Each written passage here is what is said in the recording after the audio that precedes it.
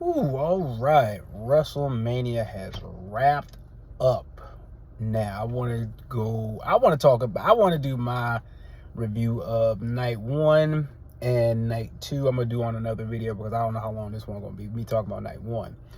On night one, I can say this. Night one was kind of underwhelming, just being honest about it. It was underwhelming. Oh man, the best match of the night to me was Seth and Gunther and Cody and Randy. And it was Cody and I like those two matches. One, because Seth and Gunther was hard hitting like I thought it would. My brother and I, we both said like that's probably gonna be one of the best matches of the night, and it was. But Randy and Cody, I like that one because of the story it told, and I like how they switched roles in the match. How Cody was working as the heel while Randy was selling like a babyface. And at the end, when they switched back again to let you know, like, hey, I'm still a bad guy. When Randy let you know I'm still a bad guy, I did like that. Now, overall, night one was it was mediocre, like super mediocre. I'm not gonna complain about all the commercials like everyone else has been doing because it was a lot of them, but I'm not gonna complain about that part. I'm not even gonna complain about the match length because let's keep it real. Did we want the women's fatal 4-way tag match to go longer than it did? Let's keep it a buck. That match was clunky, disorganized, and they were all over the place. And I was like, geez. Now, however, I didn't want the Bellas, and I didn't expect Nikki Bella or whichever Bella it is that's healthy and Paige to win. I saw rumors that Paige was coming back. I know it was gonna be at WrestleMania, but I didn't expect that to happen.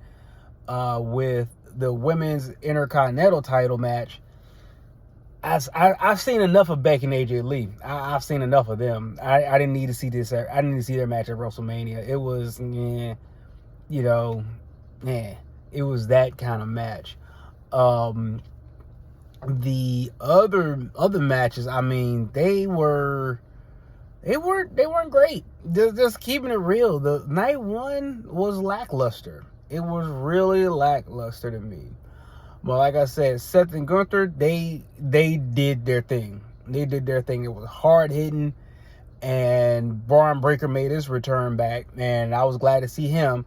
Him running 100 miles an hour, spearing people, nameless Seth, spearing Seth was fine. I knew he had recovered from his hernia surgery, but man, that's pretty fast turnaround for a severe hernia that he had.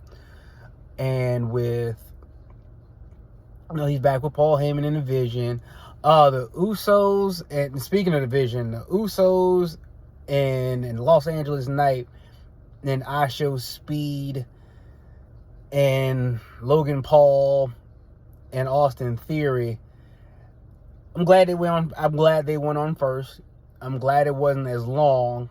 Now, when ISHO Speed dove off the top of the post on Logan Paul, that them setting that up took just as long as the match did. So that was that. That was that, and I hope the Usos and the Vision don't do this anymore because that match was. I'm glad it was short. Let's just say it like that. I'm glad it was short. Now, I really want to talk about Randy and Cody. How they put their match together. They put together an old school style wrestling match where someone was a clearly defined babyface, somebody was a clearly defined heel. Now they switched roles in the match. How they had Randy selling his back. You kept on hearing Michael Cole and talk about Randy's possible back injury and everything like that. Now, the part about that match that the first 2 minutes of the match, yikes! We had Pat McAfee doing something. He hit Cody.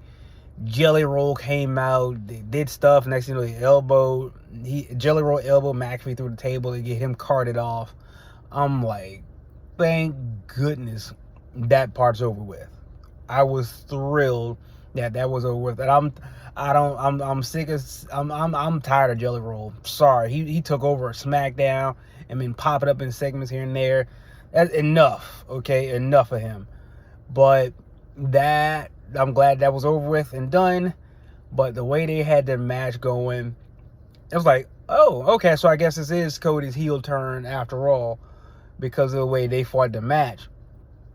And with how Randy was selling, how he was acting, how he was getting fired up, how the crowd was behind him, I'm like, okay, they told a real story during their, they told a legit story in their match, and I appreciated it, because haven't seen that in a while. Have not seen that type of storytelling in a match in a while.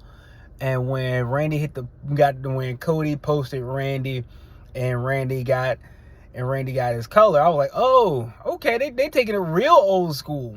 They doing a blade job of a run to the post. Normally we just hit the post and keep going. So that happened. Also in the match too, I saw when they were going back and forth, Randy and Cody, Randy hard weighted him. He hit him right over their eye. I was like, oh snap! He busted Cody's eye open, and he was bleeding from there. I was like, hey, they took it real old school. Like, I appreciate that, because again, I'm an old school wrestler fan. I appreciated that. But then McAfee came out and almost ruined it again. He came running down. I'm like, oh Lord, with a neck brace on. He came running down with a neck brace on. They did a long 2 count after Cody got hit with the crossroads from Randy. They did a long 2 count. No, it was the RKO. He had a crossroads on him. Then he caught him with a super RKO when Cody tried to do a super Cody cutter. He caught him with an RKO.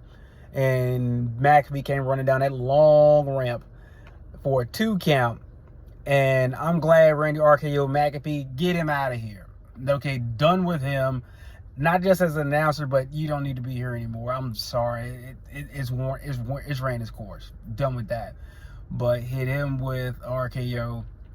Then Randy got crossroads. Cody won the match.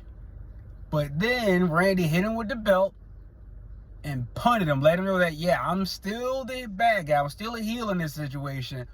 Which was great. So they let you know that they switched roles back at the end of the match. Randy, yeah, I may have been playing the good guy here, but no, I'm not. I'm still a bad guy, which I like, because I like heel Randy. I like heel Randy far more than babyface Randy. And that again, that storytelling they did in the match, I appreciate it, because it doesn't happen that often. Did not happen that often. Then I saw the after effects of Cody. Like, his eye was swollen shut right after the match. Normally, it get knotted up and bruised up, like, a couple hours later. But nah, he was swollen shut right then and there. So, man, I wonder if his eye gonna recover by SmackDown. But that was night 1, all in all. My boy Tony, he watched it with me. While he appreciated the athletic ability of everybody, it was the violence, because he's seeking his peace right now, and the violence was a bit much for him. So I can respect that.